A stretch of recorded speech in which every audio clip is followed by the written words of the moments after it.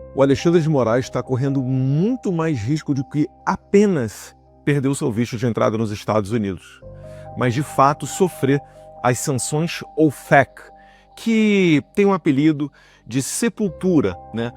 Pena de morte econômica, porque ela cancela não só todas as suas contas bancárias, como ela não permite mais que você faça transações simples, como passar o seu cartão de crédito para fazer uma compra na Amazon, na Shein, ou mesmo num restaurante aqui no Brasil. Isso tudo porque todos os sistemas internacionais estão conectados através de supercomputadores, uma parte deles inclusive fica nos Estados Unidos, e os Estados Unidos exercem muito poder sobre essas instituições financeiras. O que está ocorrendo para a imprensa, você já deve ter visto a Daniela Lima, mudando totalmente o tom. Quando no passado era falado em chacota sobre a possibilidade do Alexandre de Moraes perder o seu visto, o ministro Alexandre de Moraes deixou claro, olha, pode entrar com ação, não tem nenhum dinheiro, nem conta nos Estados Unidos nem no exterior. Ou seja, do ponto de vista técnico, a preocupação que eu vejo do Supremo Tribunal Federal com essa ação dos Estados Unidos é zero. Hoje em dia, eu diria até que eles estão concordando com a gente, que existe muito mais possibilidade que o Alexandre de Moraes sofra sanções do que ele não sofra. Vamos mostrar para vocês, já está no blog, está na home da Globo.com, confere aqui, confere o texto lá, porque tem atualização. Os ministros do Supremo Tribunal Federal estão cobrando, gente, uma reação formal do Itamaraty às ações do Musk contra o ministro Alexandre de Moraes, que se tornou alvo de uma espécie de frente multifocal da família do ex-presidente Jair Messias Bolsonaro, por meio de Eduardo Bolsonaro, que está, inclusive, em eventos constantemente nos Estados Unidos, pedindo abertamente uma interferência em ações do judiciário brasileiro, por meio, claro, de uma espécie de veto ao ministro, né? O que você tem é uma ação privada de uma empresa do Trump junto a uma rede social sobre Moraes. Se isso se tornar algo do Estado, aí a coisa escala. Isso, né? Eu vou lembrar para vocês de alguns fatos. Hoje, quarta-feira, será votado na CCJ do Congresso americano, né, da Câmara dos Deputados, o projeto de lei da deputada Maria Elvira Salazar, o qual fará com que os violadores da liberdade de expressão, ainda que no exterior, percam o seu visto americano, porque ela fala que não será permitida a entrada deles no território americano, quando eles violarem essa liberdade de expressão que está sagrada no artigo 1º da Constituição Americana contra norte-americanos, que é exatamente o caso em que o Elon Musk, né, e empresas norte-americanas. É claramente o caso onde o Elon Musk acabou entrando em conflito ali com o Alexandre de Moraes. O Alexandre de Moraes tirou o X do Brasil, não permite que a Rumble venha ao Brasil. Ele exige que a Rumble censure o Alan dos Santos, que é um asilado que está sob a jurisdição norte-americana, bem como Terça Livre e outras plataformas. Então isso tudo fez com que a deputada Maria Elvira Salazar apresentasse o seu projeto. Ela apresentou semana passada, antes, né, do nosso encontro, onde eu e Paulo Figueiredo nos encontramos com a deputada Maria Elvira Salazar, e aí ela se comprometeu, e no mesmo dia ela representou o projeto de lei, porque é uma nova legislatura, ela tinha apresentado ano passado, tem que apresentar de novo agora. E depois a gente foi lá no presidente da CCJ da Câmara dos Deputados, o deputado Jim Jordan, e ele se comprometeu em dar prioridade nesse assunto. Dito e cumprido. Uma semana depois da nossa visita aos Estados Unidos, já estamos colhendo mais esse fruto.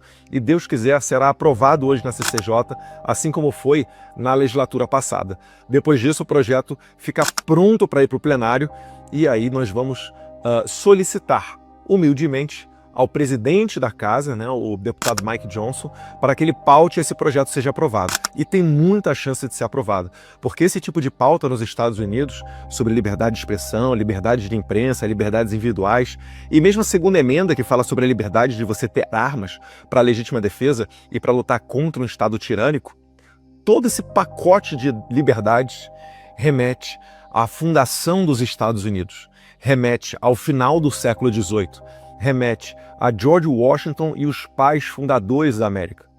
Então isso acaba ganhando um contorno de suprapartidário. Você vai ver, e é muito possível, que até mesmo pessoas do Partido Democrata, que é a esquerda nos Estados Unidos, votando a favor de um projeto desse. Quem está apoiando esse projeto também é o Chris Smith, o deputado mais antigo em atividade na Câmara dos Deputados. Ele é deputado desde os anos 80, desde 1982 ou 83, foi a primeira eleição do Chris Smith, e desde então ele está no Congresso americano.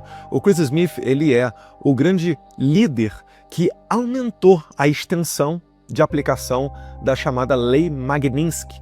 Magnitsky é o nome da lei que foi dado em homenagem a um russo que foi assassinado, e depois o Chris Smith, né, pegou essa lei que é direcionada aos violadores de direitos humanos e agora também é direcionada aos violadores da liberdade de expressão, e ele estendeu, né, em 2016, depois de comprar a briga de jornalistas da Bielorrússia. Bielorrússia é a última ditadura da Europa, tá? Do lado ali da Rússia. Então ele conseguiu colocar adiante essa lei, porque ele é um deputado que é o tipo do perfil articulador, né? Vai na direita, vai na esquerda, tenta fazer os arranjos, né, de maneira bem moderada para tentar aprovar os projetos de lei. E teve sucesso em 2016 e quer ter muito sucesso agora também em 2025. Então o caldo para aprovação desse projeto está feito, né? Muitas conversas, muitos esclarecimentos, muita batida de porta para que deputados nos ouvissem e soubessem de fato o que está acontecendo no Brasil.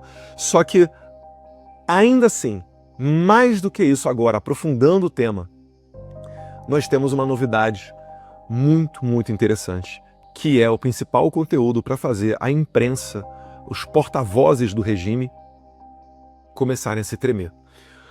O deputado americano Richard McCormick, da Geórgia, atenção, brasileiros da Geórgia, tá? A Geórgia é a quarta maior comunidade de brasileiros nos Estados Unidos. Pessoal, ali só da região de Atlanta e em torno, já passa facilmente de 100 mil brasileiros morando ali, tá? Atrás apenas de Nova York, Boston e Miami. Saiu aqui a carta do Richard McCormick. Richard McCormick, ele passou muito tempo dentro das Forças Armadas. Eu e Paulo Figueiredo, nós chegamos a fazer um vídeo com ele, onde ele fala um pouco sobre essa questão da liberdade de expressão, um pouquinho da sua atuação. É interessante vocês assistirem. Estou eu no meio, o Richard McCormick de um lado e o Paulo Figueiredo do outro. Ele fez uma carta, que eu já adianto que essa carta deve ser seguida por outros deputados. E essa carta foi endereçada ao presidente Trump, com cópia para o Mike Waltz, que é o secretário de Segurança Nacional, e também ao Marco Rubio, que é o chanceler dos Estados Unidos. E ele fala assim: caro presidente Trump e conselheiro de Segurança Nacional Mike Waltz, na semana passada o ex-presidente Jair Bolsonaro foi indiciado no Brasil. Indiciado para eles é quando começa o processo formal, não é um indiciamento policial que a gente está acostumado aqui no Brasil, tá? Foi indiciado no Brasil em uma tentativa flagrante do regime brasileiro de afastar o principal candidato para a eleição do ano que vem. Ele sabe que o Bolsonaro lidera as pesquisas, tá? Nós apresentamos a ele as últimas pesquisas feitas no Brasil. A acusação do ex-presidente Jair Bolsonaro não é sobre justiça, é sobre eliminar a competição política por meio de guerra judicial, a lawfare. Assim como o presidente Trump foi alvo antes de fazer o maior retorno político da história. O juiz da Suprema Corte Brasileira, Alexandre de Moraes, que está na boca lá das autoridades americanas, transformou o judiciário brasileiro em uma arma para esmagar a oposição, proteger o presidente Lula e fraudar a eleição de 2026 antes que um único voto seja lançado. Suas ações são um ataque direto à democracia, à liberdade de expressão e ao Estado de Direito. E, respeitosamente, solicitamos que você tome medidas para garantir que o Brasil celebre uma eleição livre e justa em 2026. E o deputado Richard McCormick, ele continua: Moraes não é apenas um problema para o Brasil. Preste bem atenção. Ele é uma ameaça crescente para os Estados Unidos. Ele já tentou censurar empresas dos Estados Unidos, suprimir a liberdade de expressão e minar a soberania digital americana. Seu ataque a plataformas como X e Rumble levou a processos judiciais da Trump Media, expondo seu flagrante desrespeito à lei dos Estados Unidos e às proteções da primeira emenda da nossa Constituição. Então, meus caros, eu hoje tranquilamente falo para vocês, né? Só esse ano eu já fui 3 vezes, estou na 4ª vez agora para os Estados Unidos e pode ter certeza que não é para pular carnaval. A batata de muitas autoridades brasileiras está assando. Os advogados do Trump que estão movendo esse processo contra o Moraes, eles falam que é muito semelhante, para não dizer idêntico, o caso do Alexandre de Moraes com o caso do promotor do Tribunal Penal Internacional que já sofreu as sanções OFAC. Em ambas as oportunidades, eles estão tentando invadir a competência, a jurisdição norte-americana. E foi essa a razão pela qual não só o promotor do TPI, mas como todos os investigadores foram sancionados pelo Trump.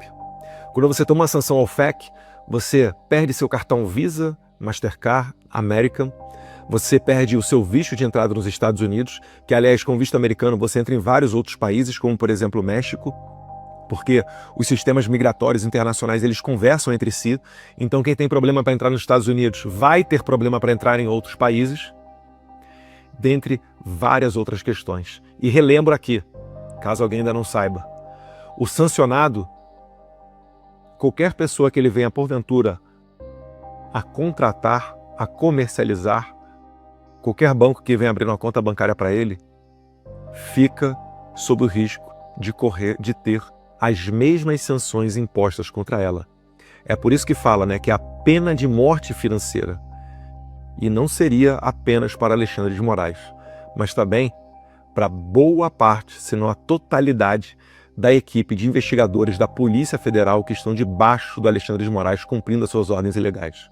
Então, para você, né, policial federal que entrou em contato com o FBI americano, não através de carta rogatória dos canais oficiais, ligando para Paulo Figueiredo, Paulo Generoso, Doutor Camarinha, para pegar o depoimento deles, pode ter certeza, a sua batata também está assando.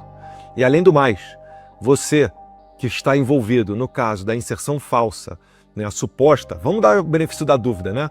Suposta inserção falsa do Felipe Martins nos Estados Unidos, a sua batata está assando mais ainda, porque aí você meteu o pé fundo, né, na jaca de um delito, de um crime nos Estados Unidos, e lá, política migratória não é brincadeira, fronteira não é brincadeira. Então vamos ver o desenrolar dos próximos passos. Alexandre de Moraes cometeu um erro muito grande, né, na sua soberba de poder, de achar que poderia peitar o homem mais poderoso do mundo, de achar que poderia peitar plataformas norte-americanas, e aí ele arrastou todo esse problema para dentro dos Estados Unidos. Vamos ver as cenas dos próximos capítulos, mas se Deus quiser, nós estamos assistindo o começo do fim. Que Deus abençoe a América, que Deus abençoe o Brasil.